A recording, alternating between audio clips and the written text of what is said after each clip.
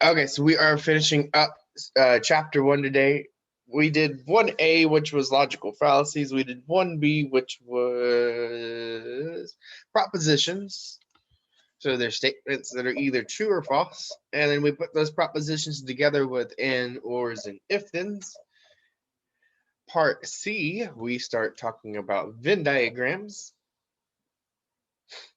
And then now we are in 1D, so we are using those Venn diagrams and propositions to analyze arguments. So now we're drawing Venn diagrams for propositions, and we're seeing whether the following statements kind of match. Oh yeah, I was gonna do this.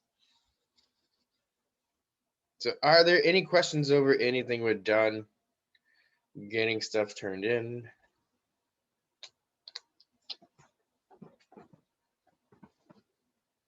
So what's coming up? We have 2 more sections. After 1D, we have 2 more sections. So next class, Thursday, we will be doing 10A, and then Tuesday, we will be doing 10B.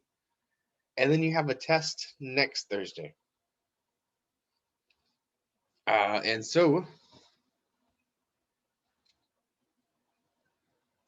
in order to prepare for the test, I am hoping that y'all start working on that quiz.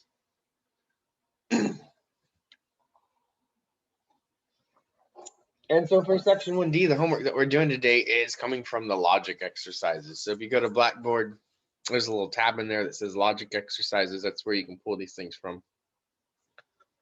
But that's what the homework to wrap this section up is going to be.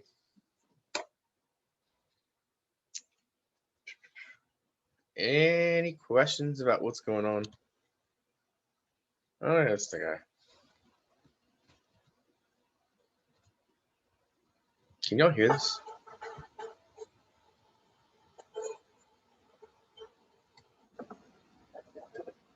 I don't know if that does it. I think I might have to share. Let me redo this. Optimize video clip and share the screen. Sounds.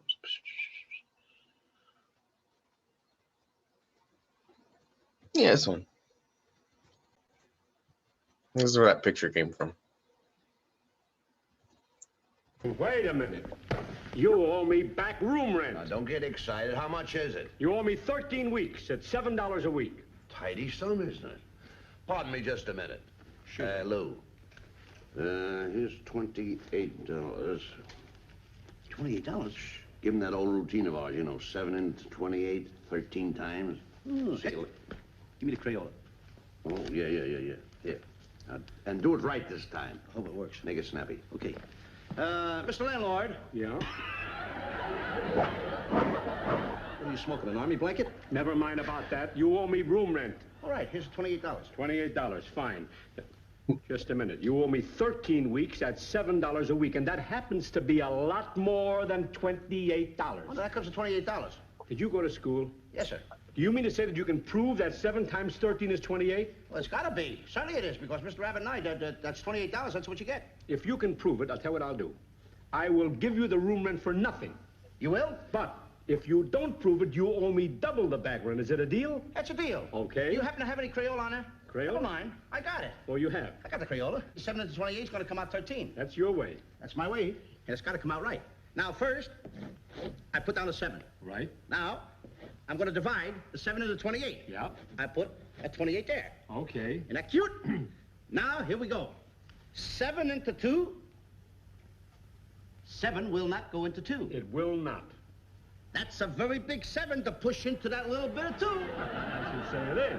We ain't going to hurt that little 2, are we? Of course you won't. So we take the 2, open your hand, Yes. and I put that 2 right there for safekeeping. But don't drop it and don't lose it. Now, 7 into 8.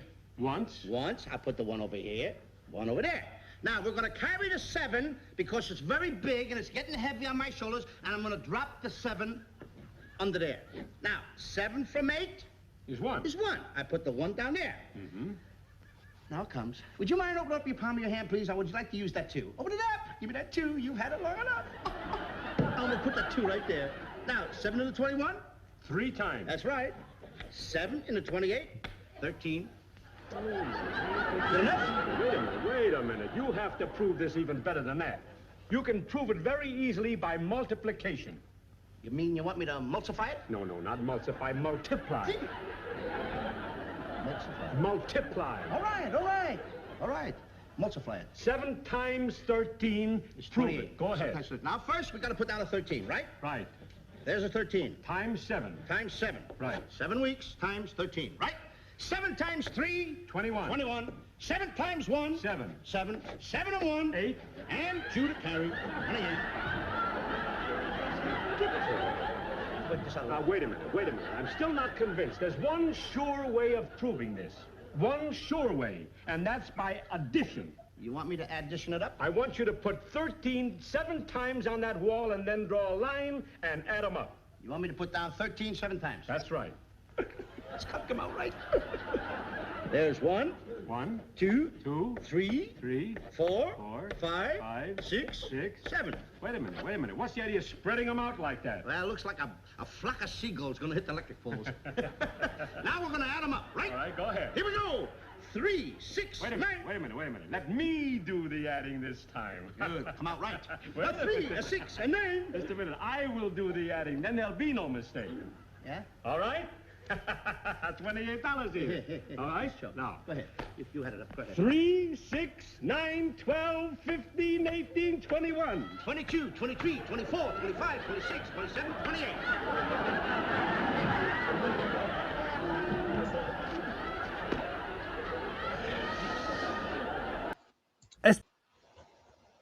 No, I don't want to hear about it. All right. So, still no more people here. Oh, one more person. There we go.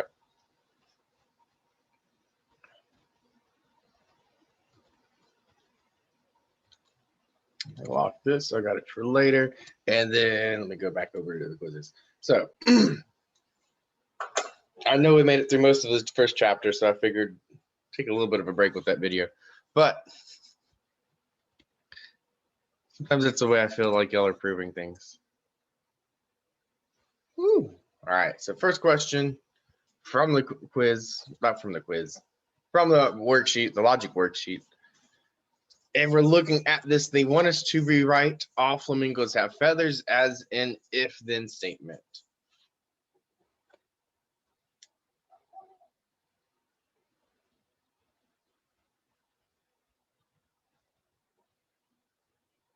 How did I do this one? Is it open response? Oh, I have it written out for you. So if P, then Q is the form that we're writing it in. So all flamingos have feathers is saying which one? Is it saying if it's a flamingo, then it has feathers, or is it saying if it has feathers, then it's a flamingo, right? Which way is it saying it? And this goes back. Ooh, that was the other class I asked that in. It'll come up in the next one now.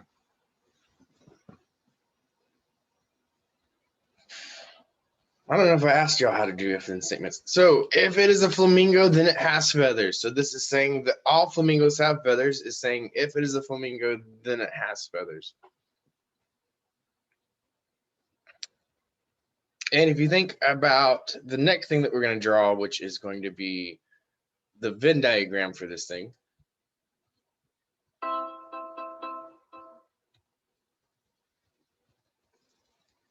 So we want to know what this Venn diagram is going to look like.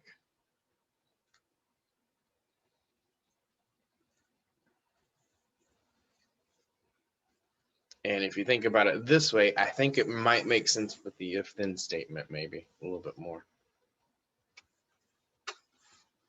All flamingos have feathers. Which Venn diagram would you draw?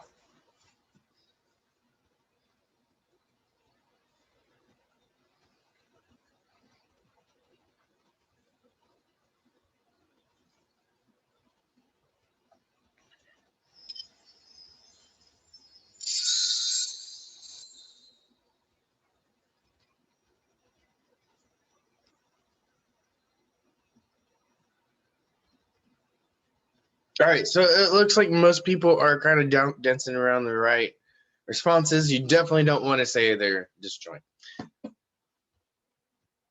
All flamingos have feathers means if we pick a flamingo, guess what? It's going to have feathers. So this means that this flamingos is a subset of the things that have feathers. And so it should look like this picture here. So we can do a feathered flamingo would be inside here, right? We can go outside the flamingos. This would be things that have feathers that aren't flamingos. And so this represents the relationship we really want to talk about. And if this is an if P, then Q, P is your subset of Q. So I don't know if I went over that explicitly. I know I did with the other class. But if you're drawing Venn diagrams and we have an if-then statement, the first thing is the subset. Then the last thing, the consequence, is the larger set. Can y'all hear me? Y'all haven't said anything. It's like really quiet.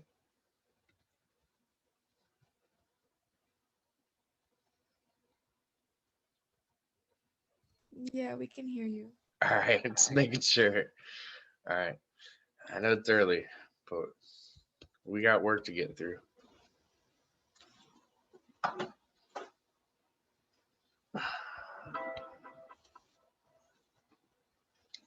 All right, so all feathered creatures are flamingos. Rewrite as if P, then Q.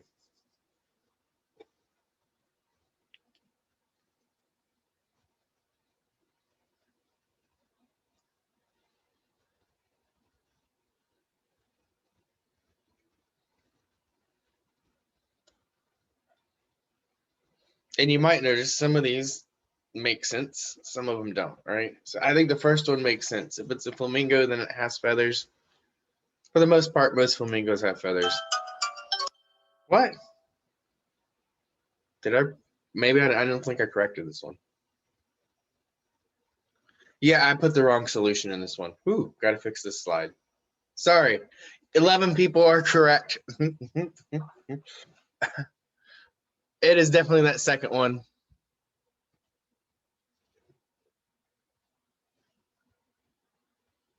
Is this? Oh, this is the one with the Venn diagram now. Okay, yeah, that's right. They want us to rewrite them as if then and Venn diagrams. Hopefully I did the Venn diagram correct on this one and fixed that up and didn't flurb that.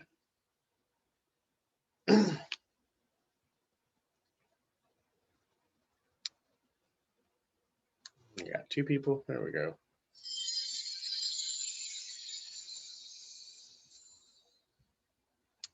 All right, so I think I got the Venn diagram on this one correct. Slide 5. That what it was. Yay. All right, so I think most people are getting this. I think one person might be reversed. Hopefully that's the same person that answered the other way. And they just have it flipped in their head. All right, so I want to talk about how to fill out this assignment just a little bit because it is a little weird. And I know some of you will have like this assignment that you're going to write on. You have a printer. Some of you won't have a printer. That's fine. Write out enough of the assignment so I can kind of just tell what you're doing, what problem you're working on. Make sure you fill out the information that needs to get filled out. So all flamingos have feathers. So I'm going to abbreviate a little bit.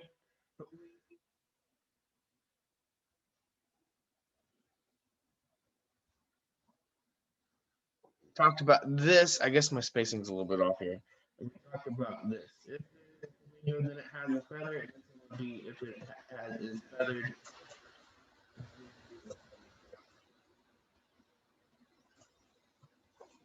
So I know I'm probably going to go a little quick, but I have the solutions to these things.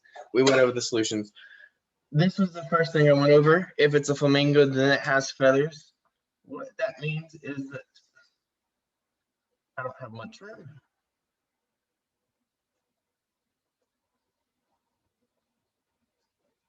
Is that set? So this thing is like kind of, I think it's just like divided a little bit odd.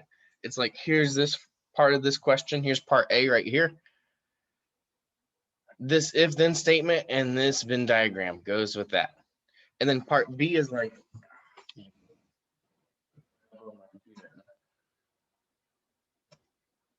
that's all part B. So if it's better, then it's a flamingo. So this must be the one that was like.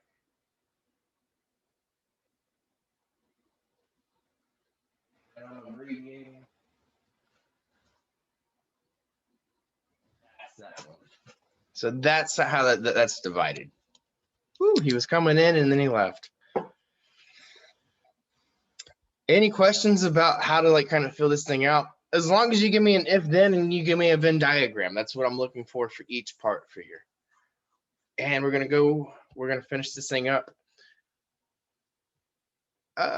Share screens, go back to quizzes. So I think if you're getting this, if you know how to rewrite these things as if then statements, and you know what their Venn diagram looks like. If you can draw me a Venn diagram for if then statements.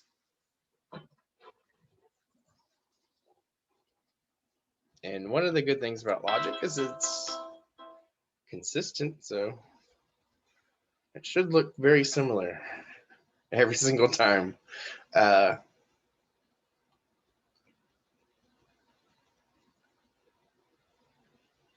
I just skip through something? If you have a ticket, oh, so I didn't ask to translate this to an if then statement because it is already an if then statement. All you have to do is rewrite this one, right? If you have a ticket, then you can go see up. It's already an if then format. So I didn't bother with asking that question. Write it down again, I guess. If ticket, then up. So which way does that one go? And really, I gave you 4 choices, but like at this point, I'm hoping you realize it's going to be one of 2 of those.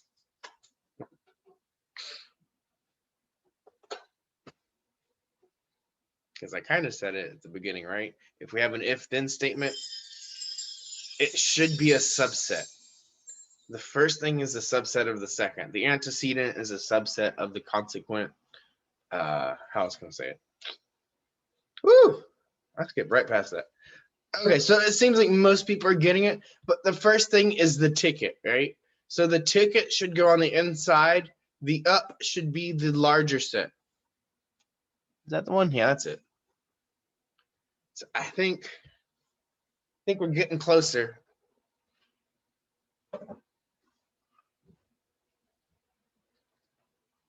And now we're going to do part D. So I think part D is like the same thing, but they flipped them, right? Is that what happens?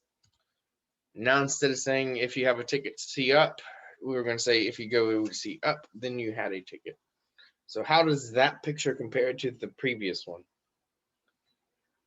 If up, then ticket. That's what I'm saying.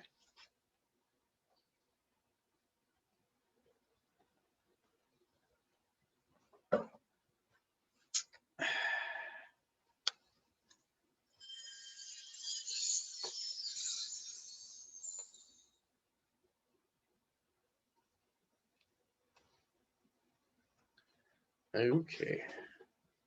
All right, that's good. Most of us seem to be on track. It's going to be the flip of the previous one, right? Basically.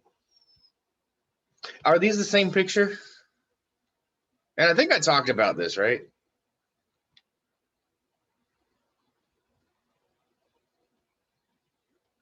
Is this being a subset of this one the same as this one being a subset of the other one?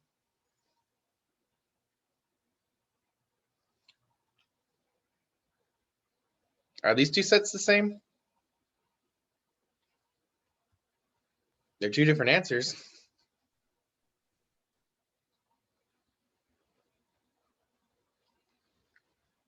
Okay. I mean, we're going to be here till we get this one done.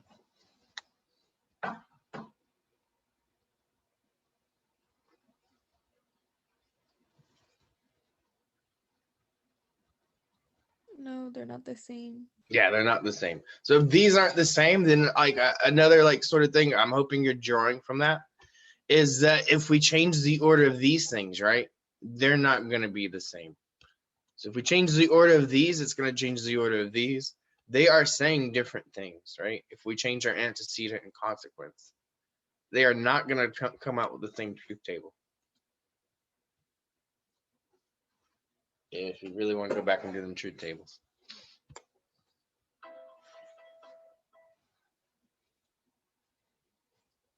It'd be kind of flipped in the middle if you think about that truth table. Oh man, I don't like this vocabulary if I'm being honest, but it is something that gets used.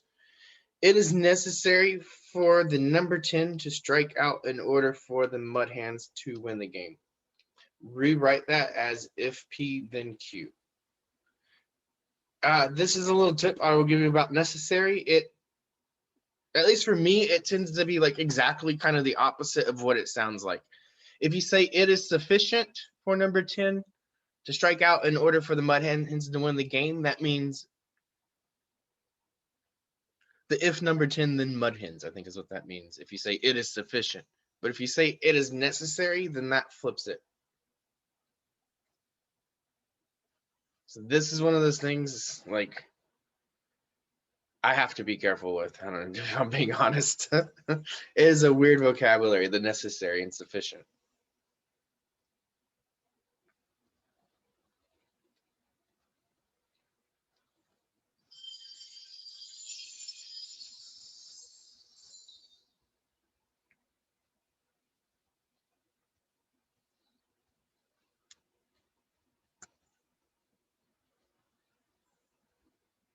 Yep.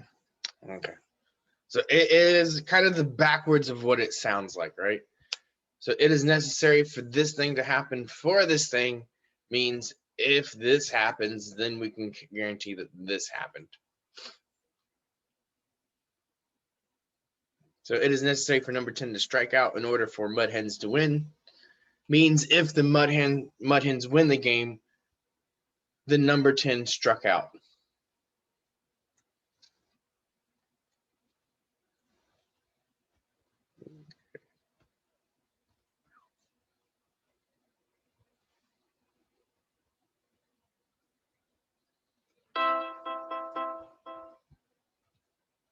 And now I think, what is the next one? It is necessary. Oh, now we're doing a set for the same thing. So a reminder, it's like if Mud Hens, then number 10 is the picture that we want. So I even narrowed it down. I was like, by this point, I hope they're getting it.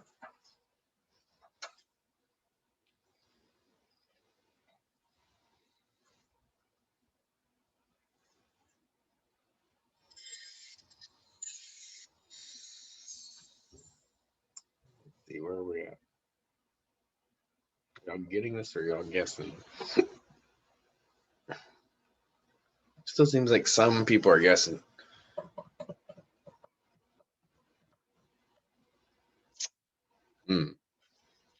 Yeah, I'm not sure why people are getting this flipped, if I'm being honest, unless they just had it backwards in their head. But if I'm saying something like if Mud Hens, then number 10, what's going on the inside?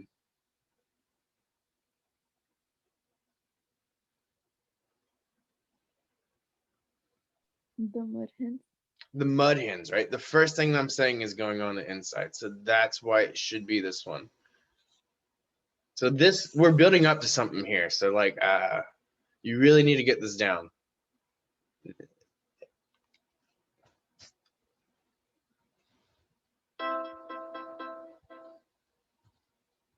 Okay. Rewrite as if P then Q. It is sufficient for number 10 to strike out for the Mud Hens to win the game. So this one is the way it sounds, if I'm being honest about the way I perceive things. This one is the one that's more straightforward. It is sufficient, meaning that is if this thing happens, it suffices that this thing will also happen. Necessary just means it's one of the many requirements. So it's like a kind of a weird backwards thing that happens. But this one is straightforward.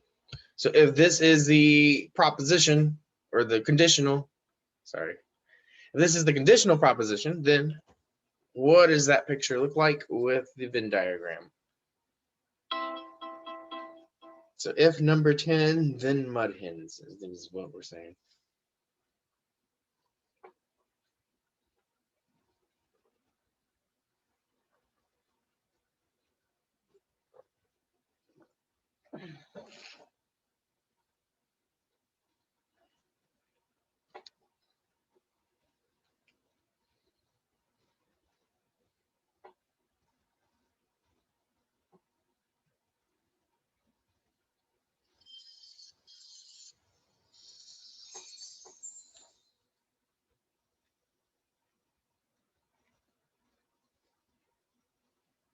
So where are we at?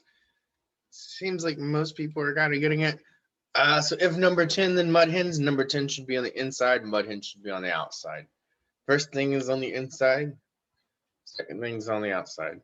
All right, so you should have 2 more to complete. I want you to complete those on your own.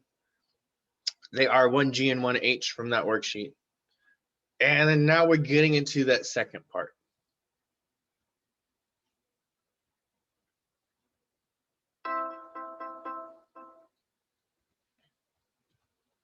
So what does it say? If you have an iguana, then you have a reptile. Are they wanting us to do a Venn diagram first, I believe? Yes. So I'm hoping everyone gets this. And if you're not getting it, you should be asking questions. And if you're not asking questions and you're not getting it, then congratulations. You're probably not going to do well in the class. I don't know what to tell you.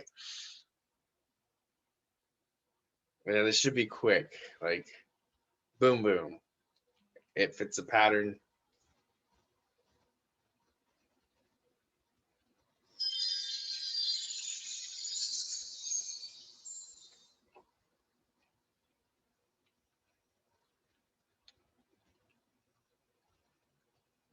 All right, so most people are getting it. If you got questions, now's the time to ask.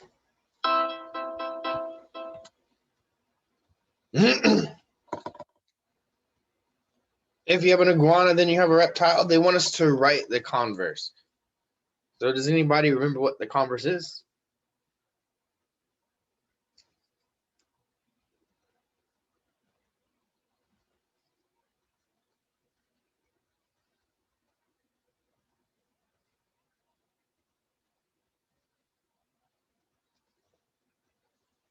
There's some people answering.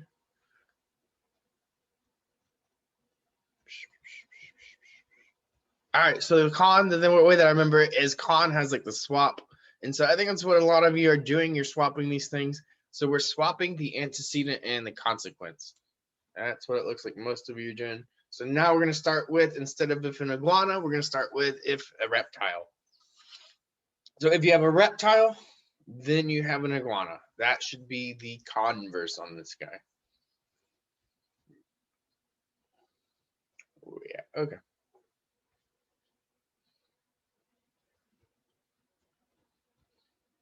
I know there's like maybe 1 or 2 people. That's it.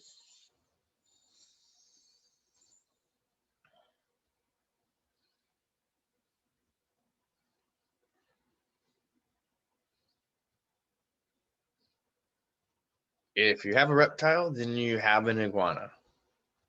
So I think most people were right there in line. I think there might be like some formatting or something. Maybe it's not counting. Okay, so we want to do converse. The next thing that it wants you to write is the inverse.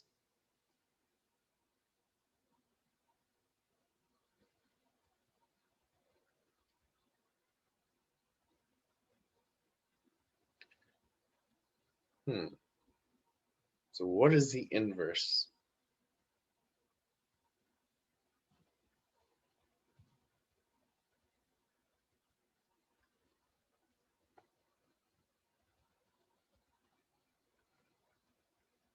Hopefully I spell everything correctly.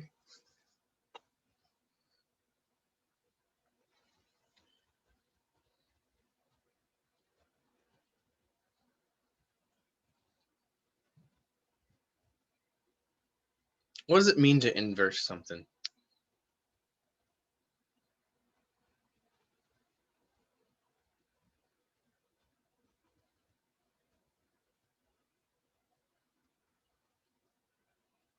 Do nots, do nots. Okay, so that is, Are there 7? Are there new responses?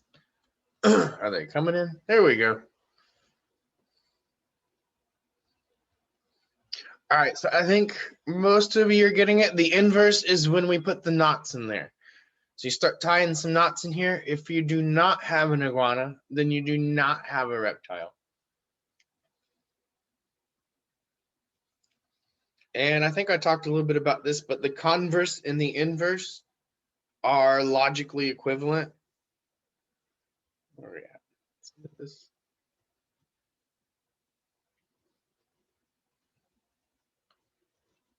And so those last 2 statements we did.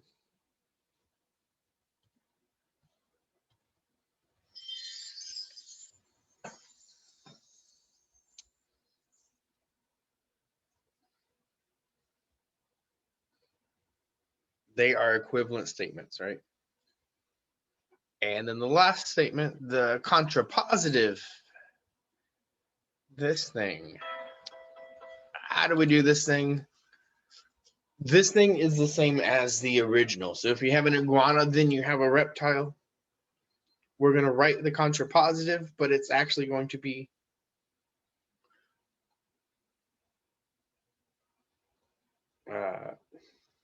logically equivalent to the original.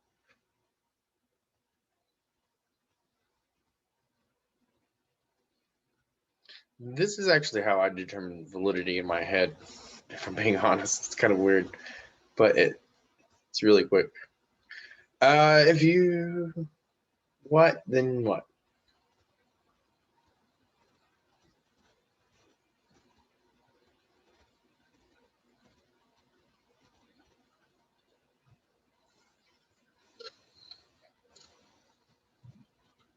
Are we answering this yet?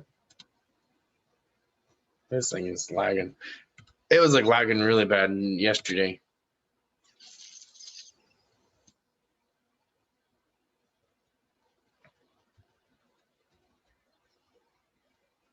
So the converse is a swap. The inverse is when we negate things. What does a contrapositive do? Contrapositive, it does both of them, right, at the same time. So I think that's what you're doing here. Did I read that correct? If you do not have a reptile, then you do not have an iguana. And so this thing,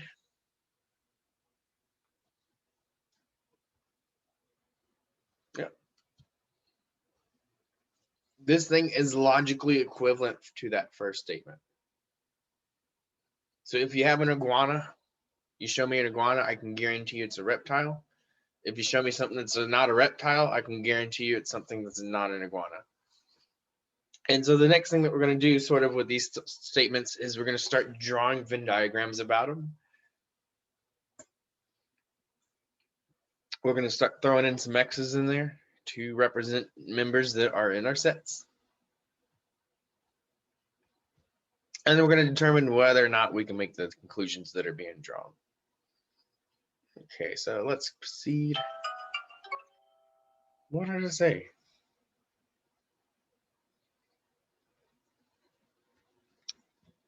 Apparently I got it wrong somehow. If you do not have a reptile, then you do not have an iguana.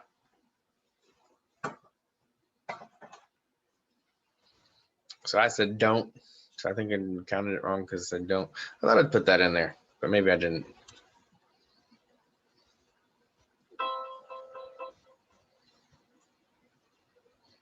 If hell freezes over, then I wrote for the Aggies.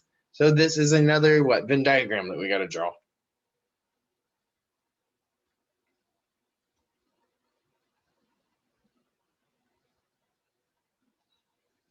These I feel like these are fairly. I don't feel like I need to go to that worksheet unless someone asks me to. These has got the little box for your Venn diagram on that paper. If that box isn't big enough, you can always draw me another box. That's fine.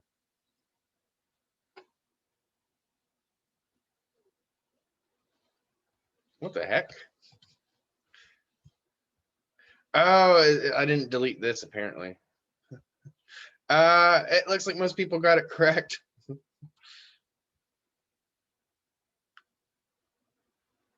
Is what the negation? I'm not sure I understand.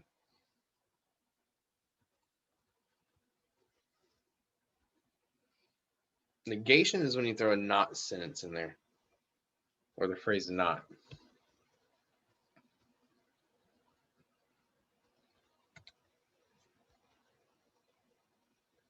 The converse is when you swap the antecedent and the consequence. The inverse is when we start throwing negations in there. So if hell freezes over, then I'll root for the Aggies. This, we're just looking for a Venn diagram. So if hell freezes over, then I will root for the Aggies.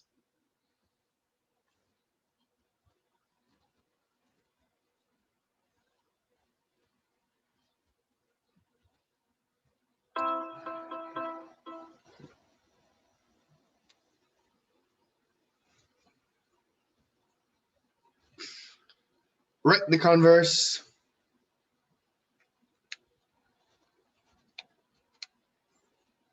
So what's the converse?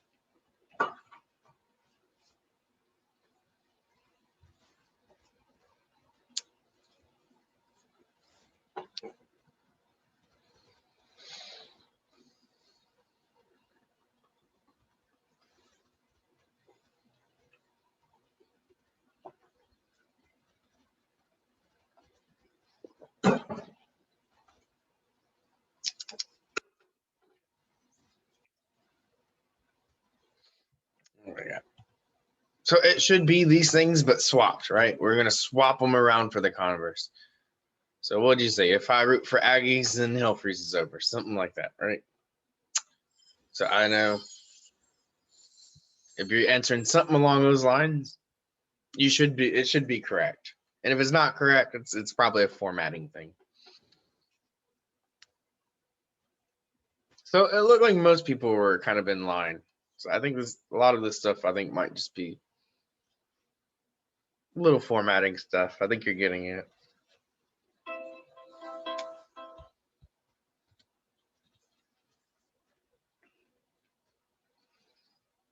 Then the inverse.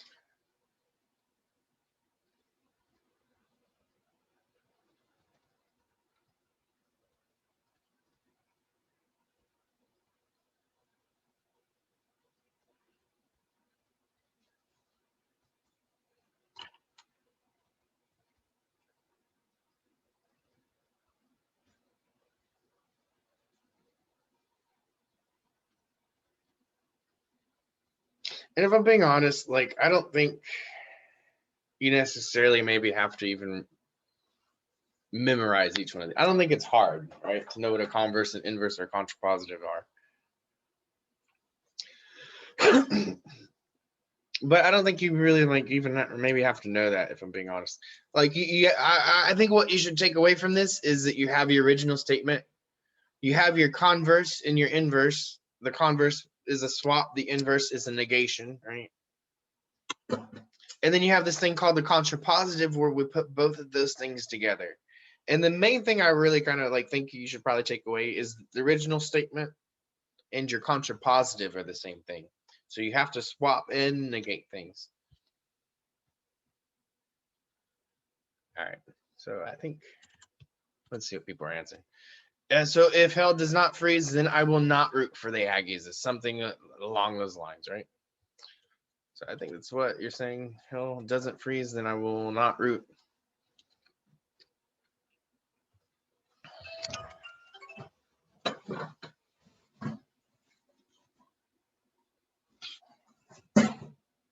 Okay.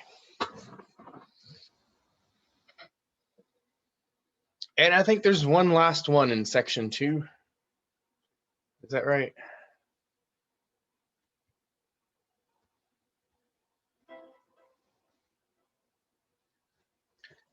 Wait. Still got to do the contrapositive. Sorry, almost got ahead of myself. But you should know what this is by the time I just said all that, hopefully. There's two things you got to do to it, right?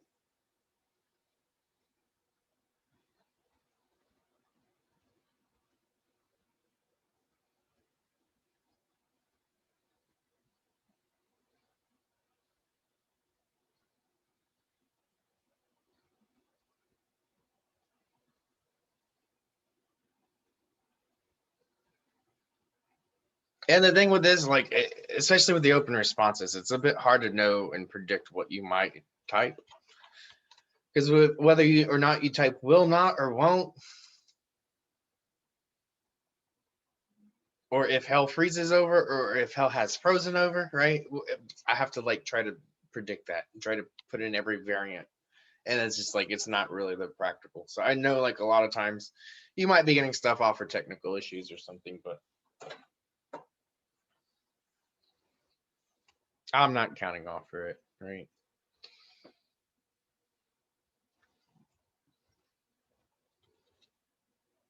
So if no rooting for the Aggies, then no hell freezing over. Something along those lines. Let's go ahead and get through this one.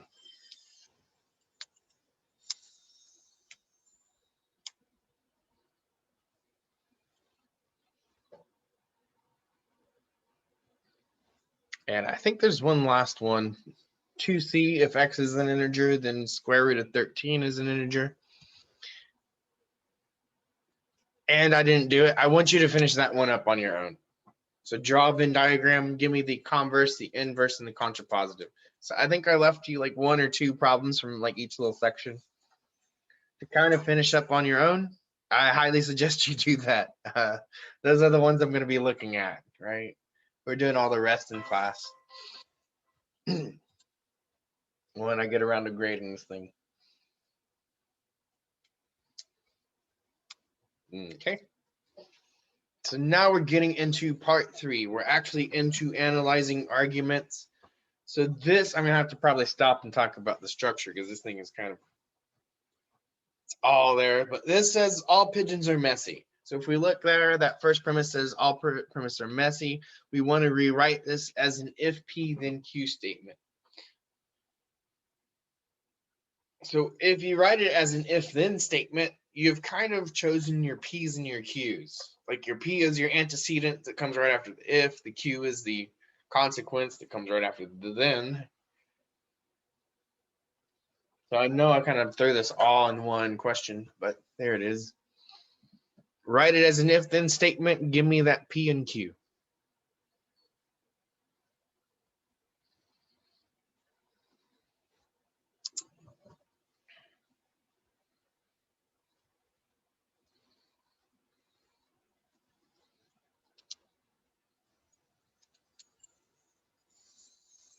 All right, so I hope we're getting this because we had one really similar at the beginning of the class. All something or something. It means if it's a pigeon, then it's messy. That's what we're saying if all pigeons are messy. Which would mean P is it is a pigeon, and Q would be it is messy, would be the second part. The next thing that we want to do on this thing is we see premise 1, all pigeons are messy. We want to draw a Venn diagram for this thing. Oh, man. And see, now this is where it's really coming into play. Being able to draw these if-then statements as a Venn diagram.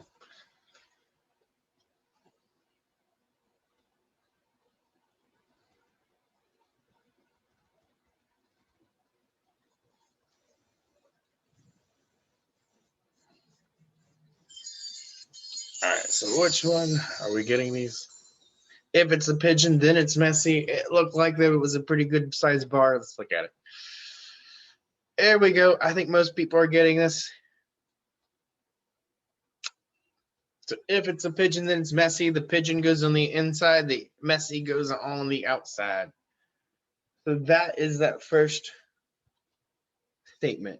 The next statement. So they number their premises in these things if you're looking at worksheet. The next premise says Tweety Pie is a pigeon. And how we define things. So you have to go back to how you defined your P and your Q. But Tweety Pie is a pigeon. Is that a P statement or is that a Q statement?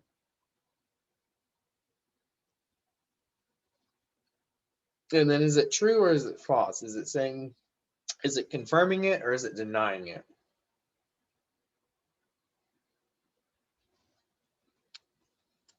What is that talking about? Right away, if you know your P's and Q's, it should narrow it down, right, to 2 halfways. And then you have to ask yourself, is it confirming it? Or is it denying it?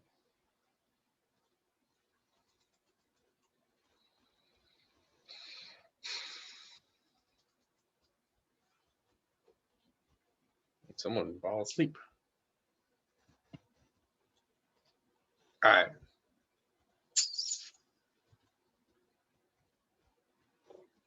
We got 10 people in class today. 11. Actually, there's still 10 people because I'm 11th. Don't forget to count yourself. Okay.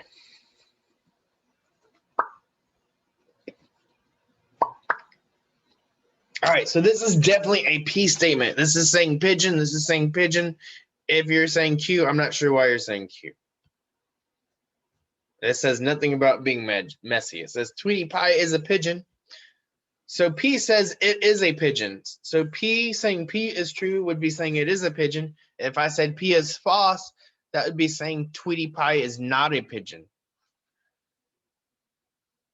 Or saying it is not a pigeon, I guess would be what P is false means. So this is saying it is a pigeon. This is saying Tweety Pie is a pigeon. This is saying P is true.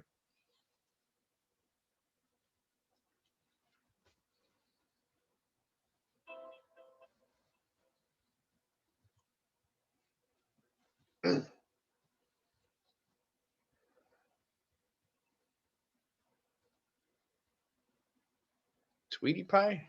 Tweety Pie? You know Tweety Pie? Tweety Pie's from Looney Tunes.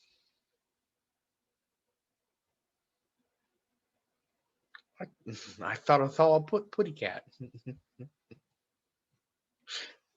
Okay, Tweety Pie is a pigeon. Is he? Is Tweety?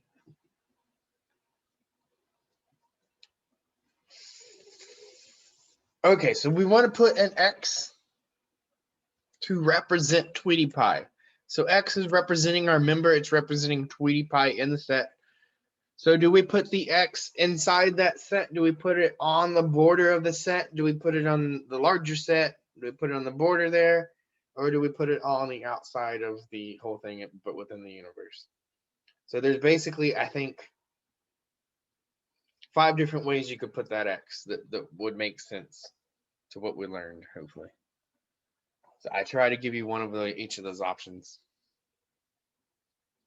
But this is saying he is a pigeon. So where are we putting that X if Tweety Pie is a pigeon? We can guarantee he is a pigeon. We can put it wholly within the pigeon set. So no one put it on the border there. If you put it here, this doesn't guarantee he's a pigeon. It just guarantees he's messy. So this is outside. Actually, this is saying he's not a pigeon. You're putting it outside the pigeon. Anywhere over here, you're telling me he's not a pigeon, basically. So I think most people are hitting the right thing. Questions about this? Okay.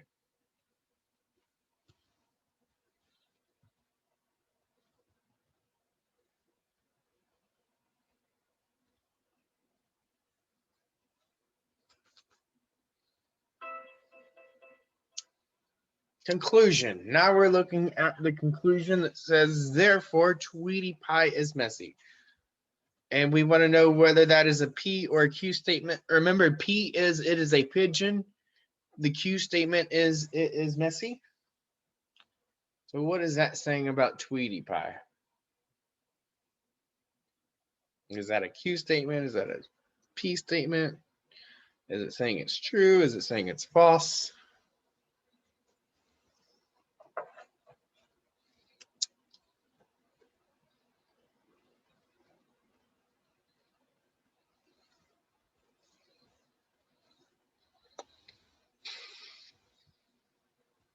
Okay.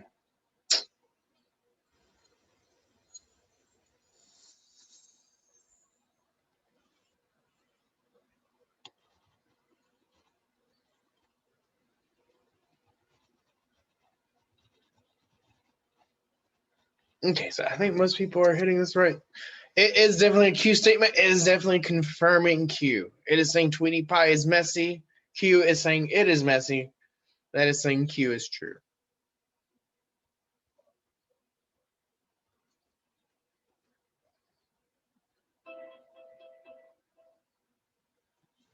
And now, and I threw a picture on here to hopefully it hopefully gives you a little bit of direction, right? Can we conclude based on this picture that Tweety Pie is messy? And remember the X represents Tweety Pie.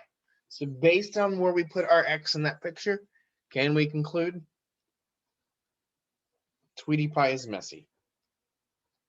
Is that a valid thing to conclude, or is that an invalid, not a correct thing to conclude?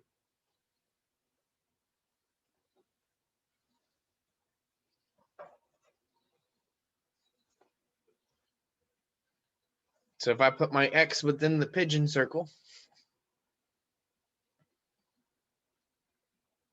what does that tell me about where it is relative to the messy circle?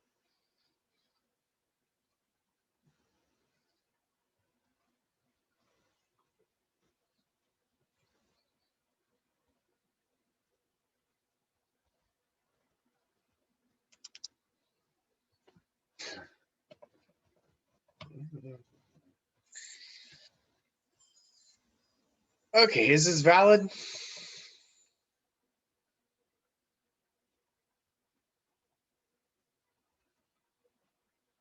Or invalid?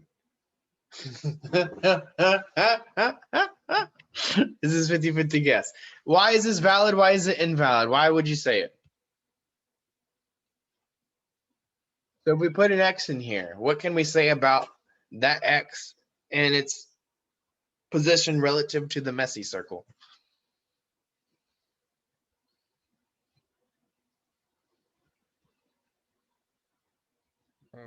Because it's still in the messy box. It's gonna be in that messy box, right? If pigeons is a subset of messy, and we know Tweety Bird is a pigeon, can we conclude that Tweety Bird also has to be messy?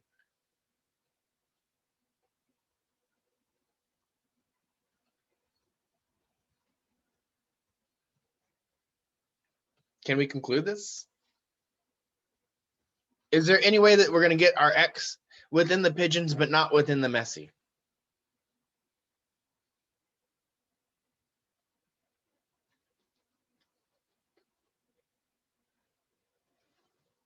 Okay. Y'all know y'all got a test on this next week. Y'all are like awfully quiet, man. Like I'm like, I don't know what to tell you. Like, I mean, half of you are getting it, and half of you are obviously not getting it. And there's like no questions being asked. So I don't know what to do. Like, if you're not getting it and you're not asking questions at this point, like I'm asking you like something that hopefully should take you seconds to answer. And it's like taking like almost half a minute. It's like, we got problems to get through. Like I'm trying to get through your homework and like give you like a little bit of a benefit like on getting this homework done. But like when I'm spending time like asking questions and they're not getting answered in a timely manner, like class isn't going to go in a timely manner. I don't know what to tell you, but yeah.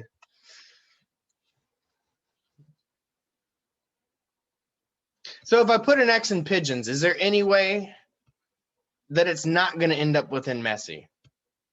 Like, is there any way, or is it guaranteed to be within the messy circle if I put it within pigeons? Yes, because it's inside of it.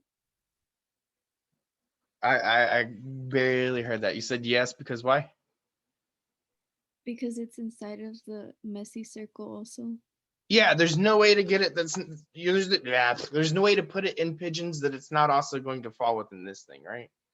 So this is a necessary conclusion, right? We can conclude that Tweety Pie is messy. That is a valid thing to conclude. And it's based upon like the structure of these subsets, right? If I put an X within the subset, I can guarantee it's going to be out like within the larger set. Okay, so I wanted to go like over this thing real quick. Where am I at?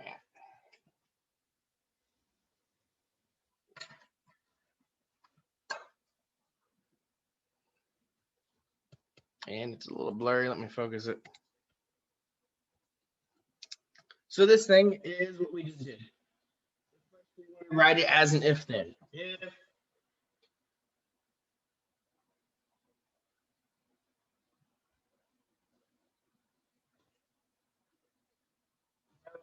pigeon, then it is messy. What?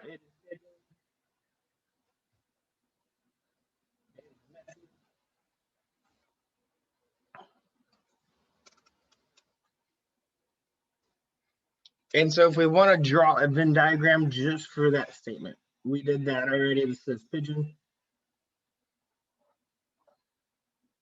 This is messy. And Tweety Pie is a pigeon. We talked about this. This is a P statement. This is saying P is true.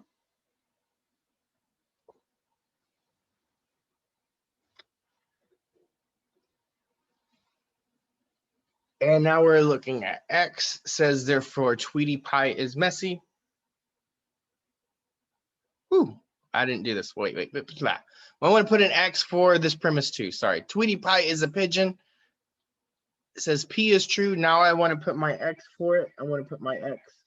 And I want to make sure my X is fully within that circle. I don't want to try to put it on a border or anything like that. Therefore, Tweety Pie is messy. Tweety Pie is messy is a Q statement, which is saying Q is true. And we said this argument based on our picture would be valid.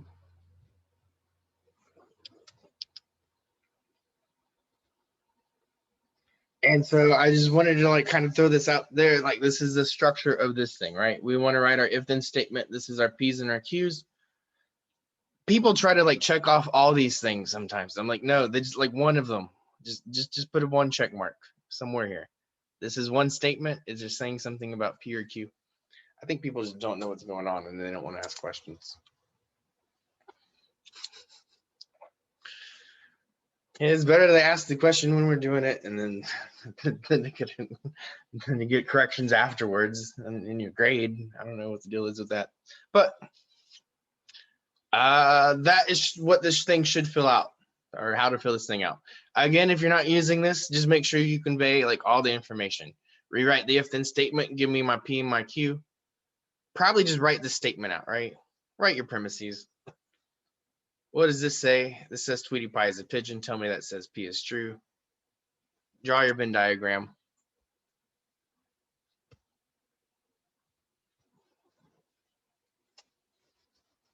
Write out the conclusion. What does it say? Is it valid? Is it invalid?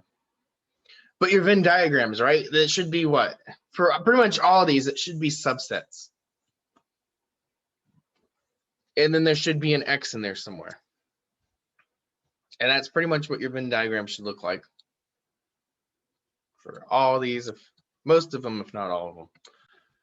Okay, so I think we have a few more arguments to get through and talk about whether they are valid or not. And I want to get through as many as possible. So next one, the next question. And a lot of these questions, they have the same first premise. So the next one says, oh, I got to sync up again. Ooh, slow it down so I can sync up. All integers are real numbers.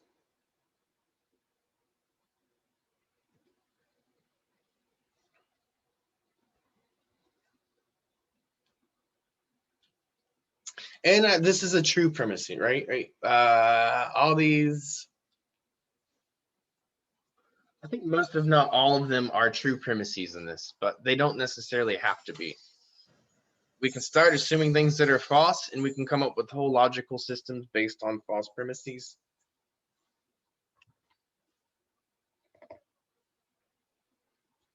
All integers are real numbers, so I think most people are getting this, but this is a very similar format to what we've seen before. This first thing has to be a subset of this thing. So if an integer, then a number. All of these are contained within these, is what that is saying.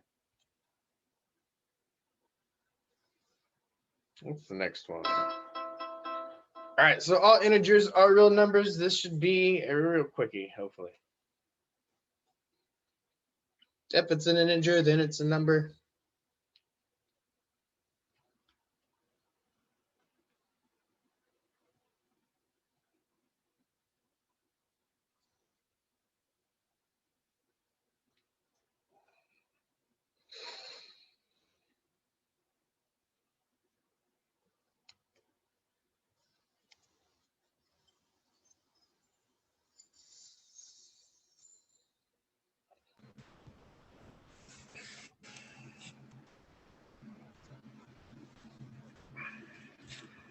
All right, so it seems like most people are getting the if-then statements.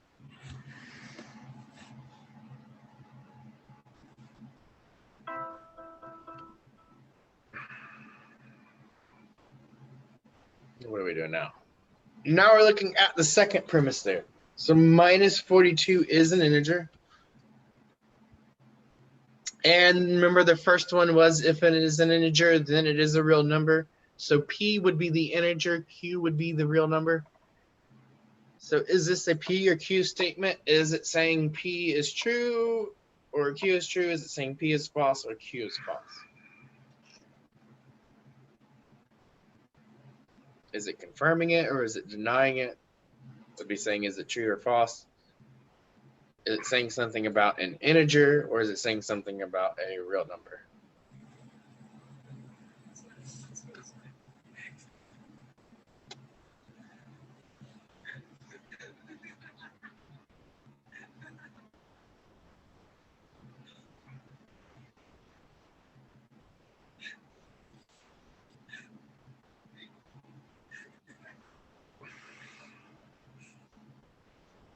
Okay, so the integer statement. Which one was that? That was the what? P statement, I believe. So minus 42 is an integer. That is saying something about P. Is it confirming or denying P? Let's see. Are we getting this? I think most people are getting it. So it is definitely confirming that P is true, that P is an integer.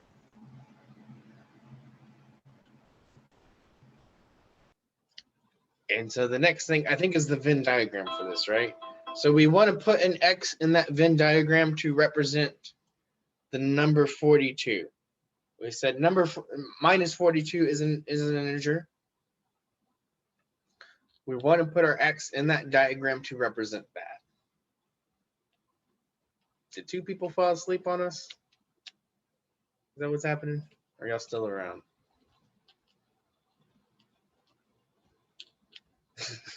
Did I psych them out? Speech. I don't know. Oh man.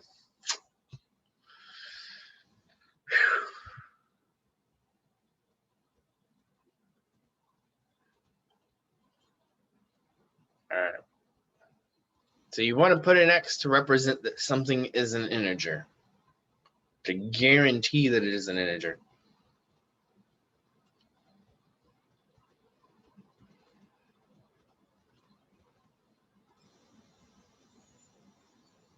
And so, how are we doing? It looked like most people are getting it. All right, looks pretty promising. Most people are getting it. We're putting it fully within the integer circle. And so if this thing is going fully within the integer circle, what's the next thing? Therefore, minus 42 is a real number. That's the conclusion that they're going to draw. Is that a P or a Q statement?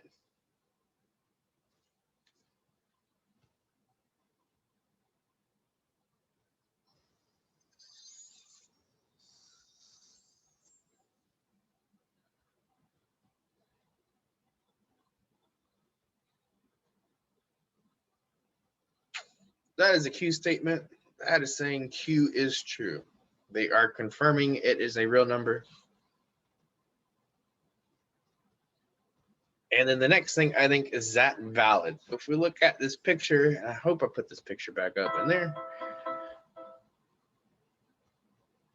Does that picture confirm that minus 42 has to be a real number? Or does it deny that? Can we conclude that? Can we guarantee that minus 42 is a real number if we put it within the integers?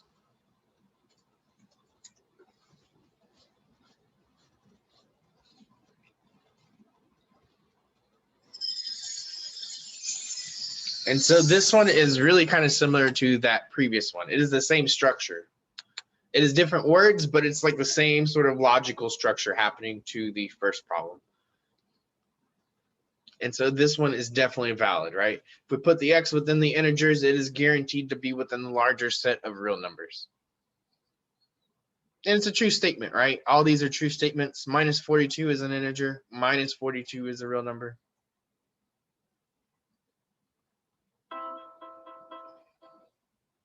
All right, so the next question, it starts off with the same first premise. So I'm hoping you have this picture in your head. If it's an integer, then it's a real number. The integers are a subset of real numbers is another way to do that. And so now we're starting off with premise 2. If they say square root of 5 is not an integer, what is that saying? Is that a P or a Q statement?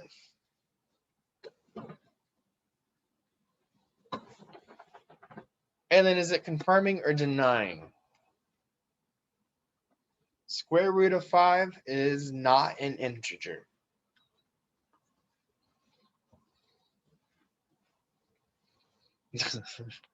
You can like predict what they're going to say on some of these.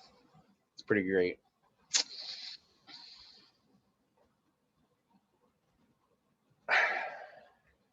You know what conclusion they're about to draw, even though it may or may not be correct, right? Well, if it's not an integer, then it's not.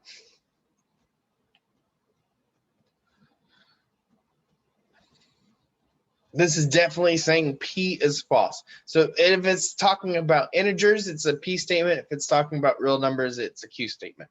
So since we're talking about integers, it is definitely a P statement. If they are saying it is not an integer, P would say it is an integer. So if we're saying it is not an integer, what we're doing is we're denying P. And so since the word not is in there, what we're saying is P is false then. So it is false that it is an integer is the same thing as saying it is not an integer. So I think most of you were on the P statement. You're on the correct statement. You got to factor in that negation. Square root of 5 is not an integer. So how do we want to draw that thing? And really, there's two of them that you could kind of reject right away, right? It's like, oh, those two, it could potentially be an integer there. It could potentially be an integer there. There's 3 where it shows it's not an integer, but there's one correct way to kind of draw it. And I will try to explain it more after you try to give it an honest attempt. So if square root of 5 is not an integer, what can we say about it being in that other circle?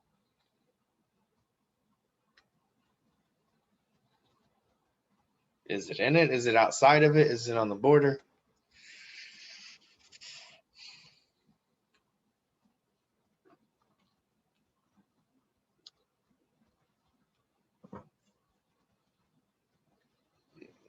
Okay.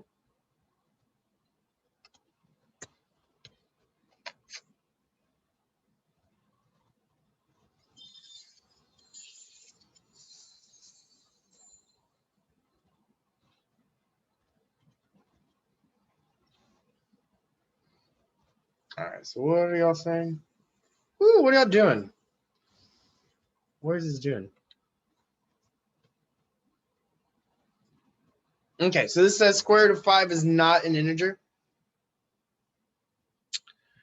So if you entered these two, you shouldn't enter these two. If it's on the border of integers, it could potentially be in the integers. Okay. So if I say square root of 5 is not an integer, do you know that it is not? Do you know that it goes in the real numbers? So what if I tell you what? I is not an integer? Is I a real number? So the only thing we know is that it doesn't go in integers.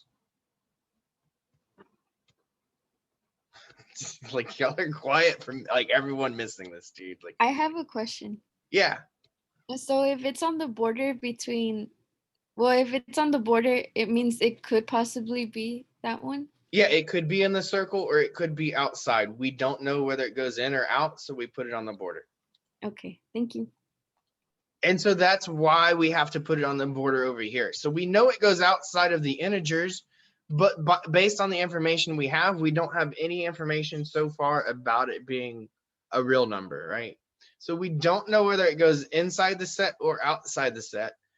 So I think these two are really close, right? But we don't know whether it is this one or this one. So the correct way to draw it is by putting it on the border.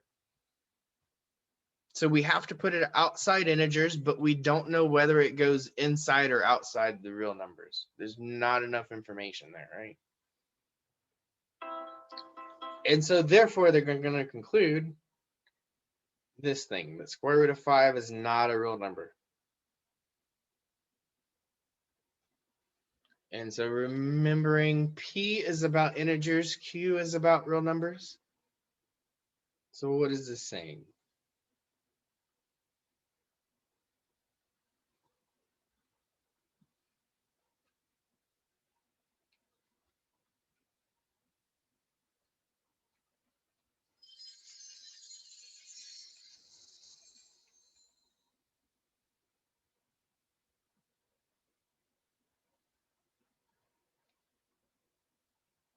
This is definitely a Q statement. It is saying Q is false. It has got a not statement in there.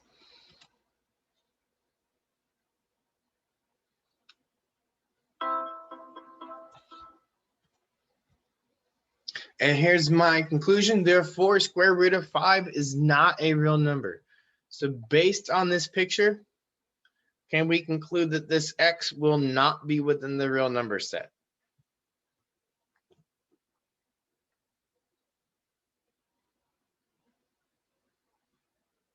And remember, if it's on the border, what that means, right? And we just went over it.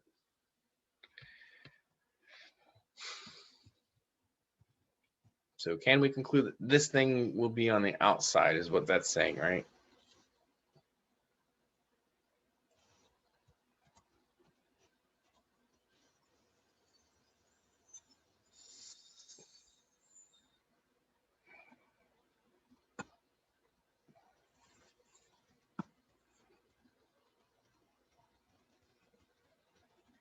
All right, so we cannot conclude it, right? This is on the border, so it could be inside this circle, it could be outside. So this is saying it is not a real number. That's not even a true statement, right?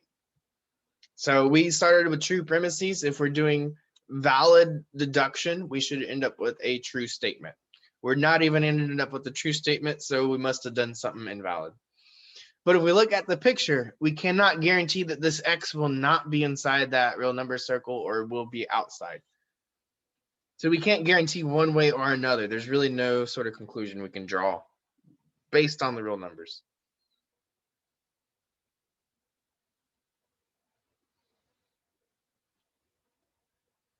And I think the next one, there we go. It is 9:35 now, so if you got to get going somewhere, I guess you got to get going somewhere. But I'm going to finish this thing up. Next question. All integers are real numbers is the same picture. Premise 1. So you should be drawing the integers as a subset of the real numbers. That's not changing in this problem. The thing that changes in this problem is premise 2. So this says 7i is not a real number. So I think we want to make it about p's and the q's. Is that a p statement? Is that a q statement? Is that saying it is false, or is that saying it is true?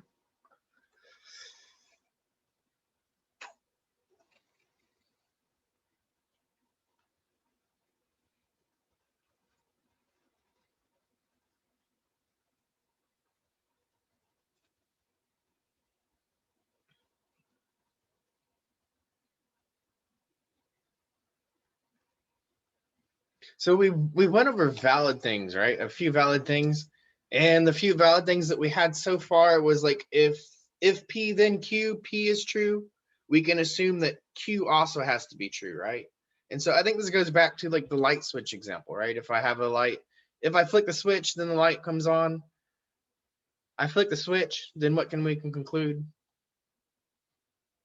You can conclude that the light's going to come on. And so I think that's the more straightforward way to kind of look at it. If there's a member in the subset, it's also going to belong to the larger set, is what the Venn diagram would look like. And so this is saying something about real numbers is the Q statement. P is integers, Q is real numbers. So this definitely should be a Q. It is a false statement. So I think y'all were at least getting the false part.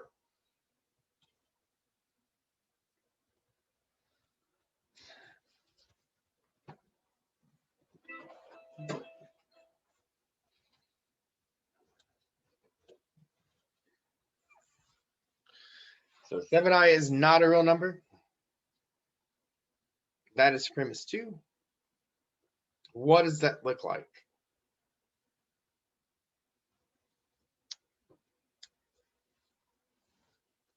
If you're going to put an X in the Venn diagram, where are you going to put that X?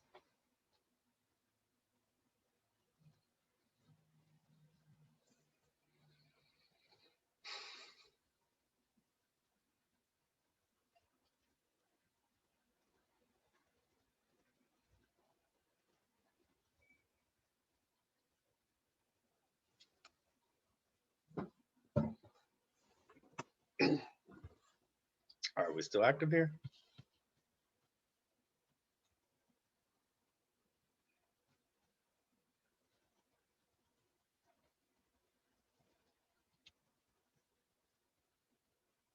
Okay.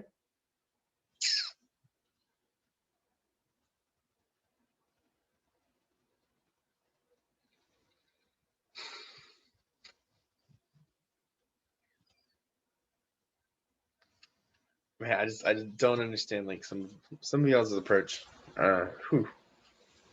It's not everyone. I don't mean to be like complaining all the time, but like I just worried about y'all.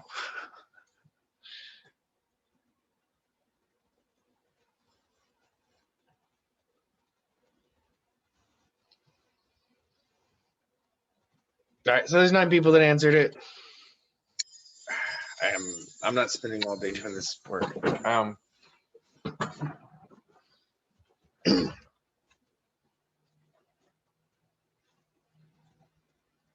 right, so it seems like most people are getting it. It seems like some people are like falling asleep or falling off or something. I don't know what y'all doing.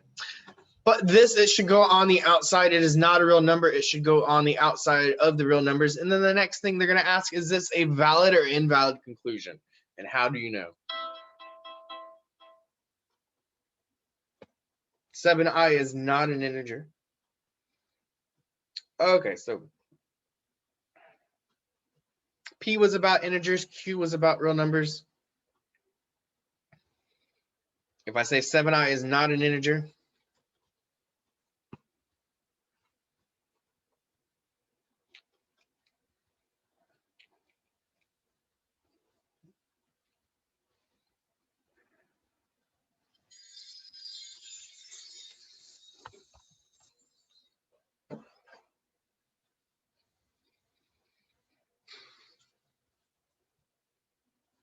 that is saying P is false. And so the next thing is, can I conclude that? They're going to give me that little Venn diagram. Based on my picture, can I conclude that 7i is not an integer?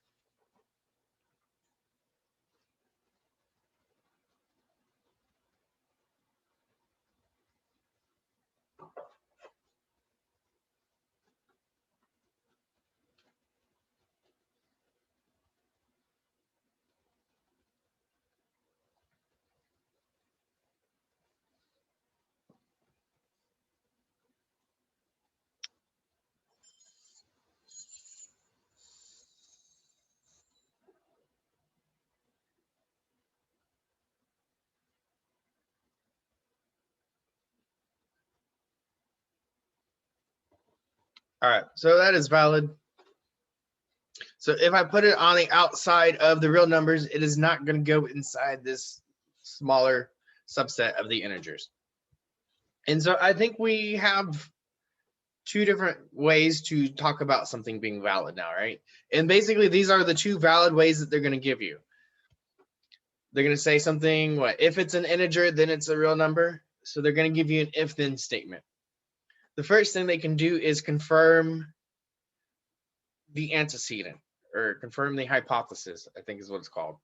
So they can tell you something like, what, number 3 is an integer, therefore number 3 would also have to be some sort of real number, right? Number 7 is an integer. I'm just picking an integer, right? Number 7 is an integer, therefore it has to be a real number. I can pick something that's not a real number, something with i's in it. So I is not a real number. I can guarantee I would also not be an integer. So they can either confirm the hypothesis or they can deny the conclusion, are the two sort of valid ways to do it. And if you think about the original if-then statement and it's contrapositive, you're basically just doing it straightforward both of those ways.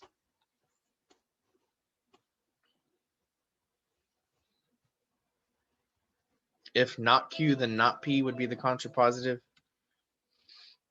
So if we got not Q, then we can guarantee not P. Or if we have P, then we can guarantee Q also has to be true. So this goes back to what premise 1 is still the same premise. Now we're going to say premise 2, 3.752 is not an integer. Is that making a P statement or a Q statement? So remember, P would be about the integers, Q would be about the real numbers. Is it saying it is true? Is it saying it is false?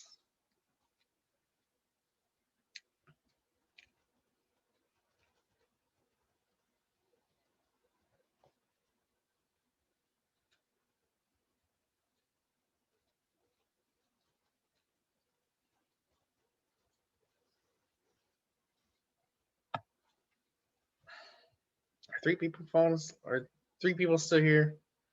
Or this is going to be like 9 from now on?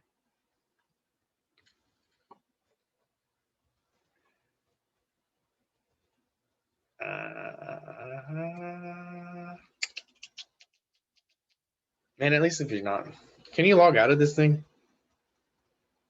I don't know if they can even log out. They might have logged out. I only got 9 people. Okay, they're gone. Never mind. I'm not wasting time on them.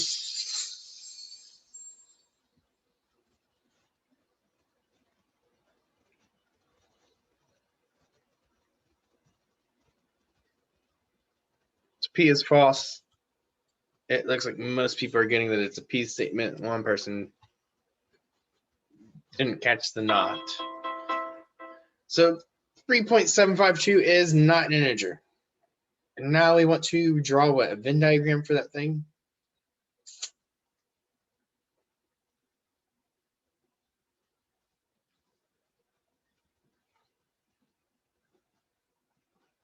And so, again, there's this set of integers.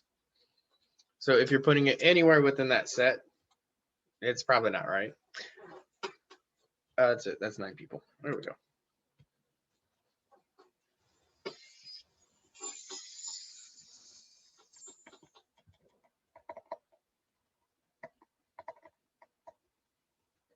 So we don't know whether it goes inside or outside. All right, so now I see this is getting corrected. That's good.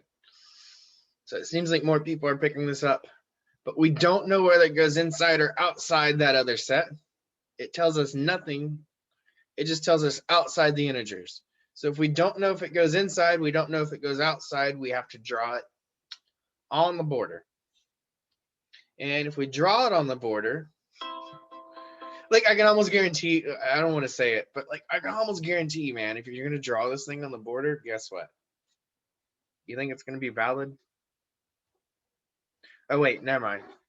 Different question first. Therefore, 3.752 is not a real number.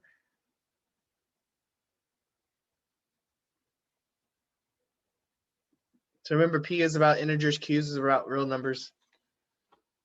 So there we go. There's the 9.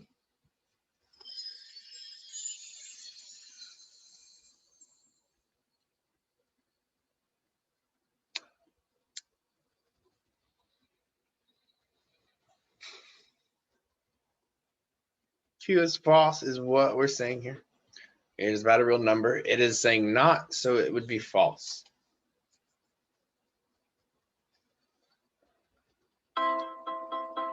Therefore, 3.752. So if you're putting it on the border, I didn't throw that picture back up in here. But remember that picture, it showed it on the border. So if it's on the border, I can almost guarantee you, you're probably going to answer this one the same way if you're drawing this thing on the border. It might, I might be wrong. There might be a counterexample out there somewhere. But I can almost guarantee you, like if that thing's on the border,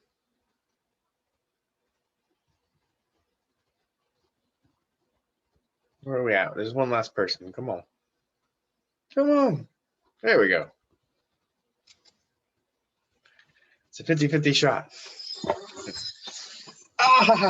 But if you're drawn down the border, I can almost guarantee you it's not going to be valid, right? We don't know whether it goes inside or outside that circle. That larger circle is going to be the real numbers. So we really can't say whether or not this is or is not a real number.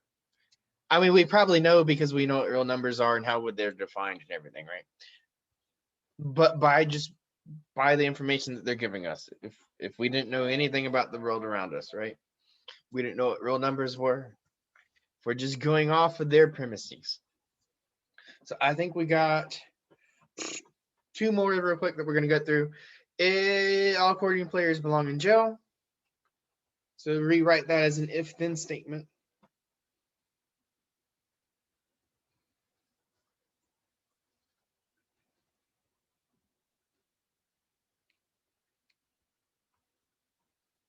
That's 8. There's one more person.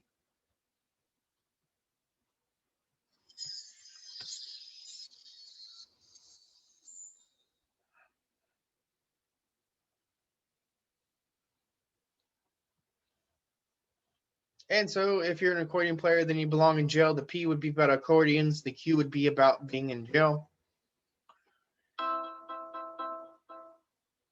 And now we want to draw a Venn diagram for this thing. So hopefully this takes you 3 seconds.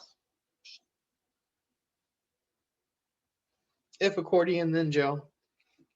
Oof.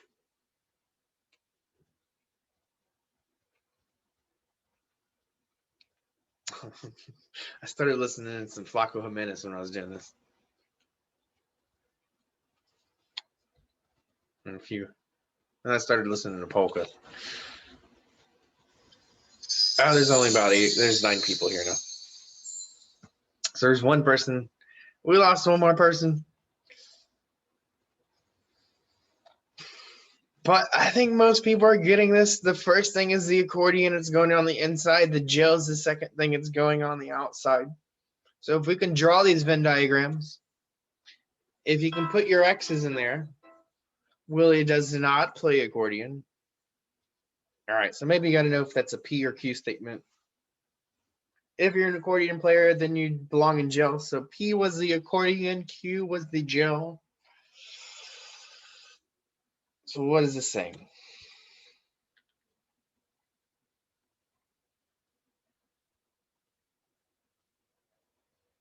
There we go. So this is a P statement because it's about accordions. It says he does not play accordion, so that's a negative P. Negative on the P. Whoa. There we go. There, yeah, that's it. Y'all are getting it. That's good. Willie does not play accordion. So where are we putting the X for this Venn diagram? I think is the next question. We're not putting it in the accordions, apparently. So that narrows it down a little bit, but not all the way.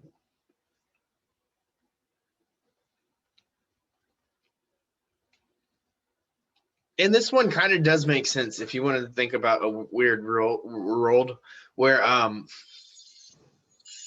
there's some weird law, right? If you play accordion, then you're going to jail. If he doesn't play accordion, does he belong in jail?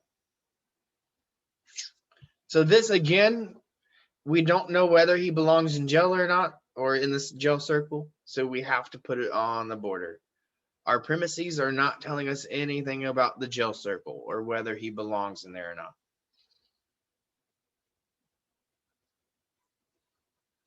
So if we don't know, so what are we doing? Willie does not belong in jail. So again, P was the accordion, Q was the jail statement. So what is this saying?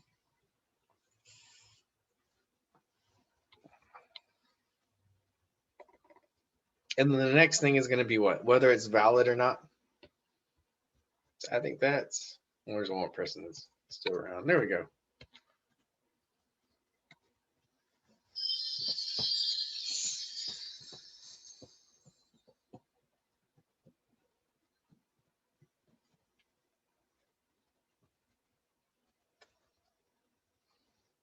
All right, so this is saying Q is false. Q is the jail statement. If you put a not in there, it's saying that it's false.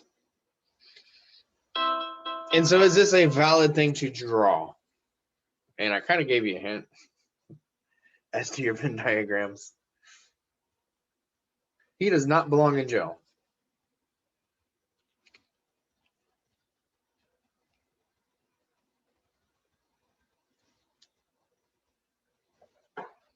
And so if we're throwing every accordion player in jail and we see Willie and he's not playing accordion, does that necessarily mean he doesn't belong in jail? No, not necessarily, right? Because he could be like murdering someone over there. He still belongs in jail. It's like, oh, he doesn't have an accordion. That's fine. No, he still belongs in jail, right? And so this is not a valid way to conclude he doesn't belong in jail.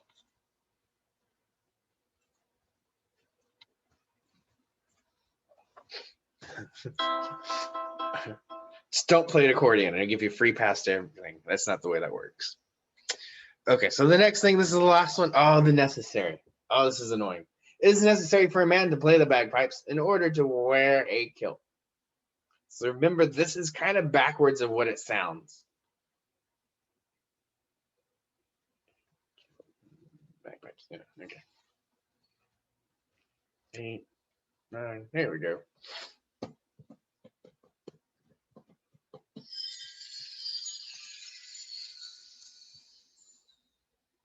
So what are y'all saying? Are we getting this one? It didn't show me on the leaderboard. Why did it do that? Okay, yeah. I think most people are getting this. This is backwards. It is necessary. So to me, it sounds like it's if bagpipes didn't kilt. That's the way it sounds when I first read it. And then I say, hey, this is necessary. So really what I want to say is if you wear a kilt, then you can play the bagpipes. And then that sets my P and my Q. My P being the kilt, my Q being the bagpipes. And then now we get to this question, what is that going to look like? So if my P is my kilt and my Q is my bagpipes.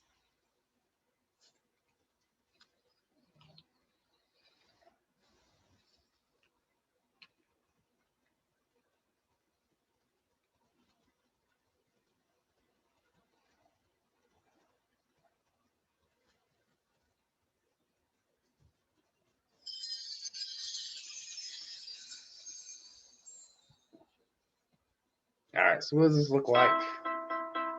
Why does it keep skipping ahead? Am I doing that?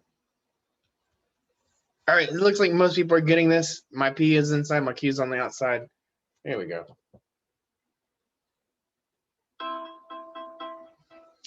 Almost done here. Ferguson cannot play bagpipes. So P was kilt, Q was bagpipes. Okay.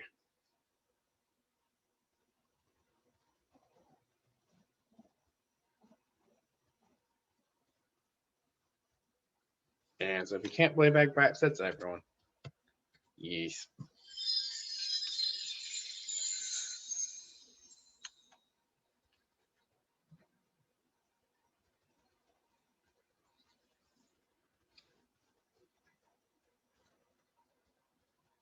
Most people are getting that. That is a Q statement, and it's a Q is false.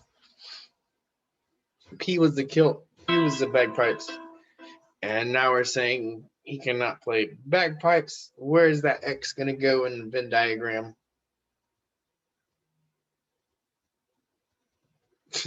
Play them bagpipes. He will not do.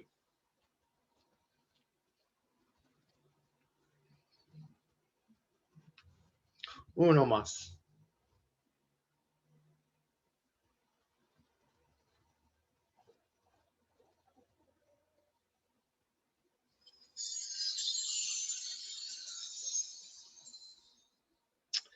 And so what are we saying? Hopefully we get in this one. If he's not playing bagpipes, it is going on the outside of the larger set that says bagpipes. If you put it on the border, he could potentially still be playing the bagpipes. So you do not want to put it on the border. If you put it, this is on the inside. That's definitely inside the bagpipes. He's definitely playing bagpipes there. He does not wear a kilt. Can we conclude that based on our picture? And I didn't throw that picture back up here. Oh, this isn't, never mind. This is something else. So P is the kilt. Q is the bagpipes. So is this saying P is true or false, or is this saying Q is true or false? And that's 9 people. So what is this saying? That is a P statement about a kilt. It is saying P is false. What did my leaderboard look like? 7. All right, so most people I think are getting those. Ferguson does not wear a kilt. Can we conclude that? I did put a picture on this one. From that picture, can we conclude that he will not be in the kilt circle?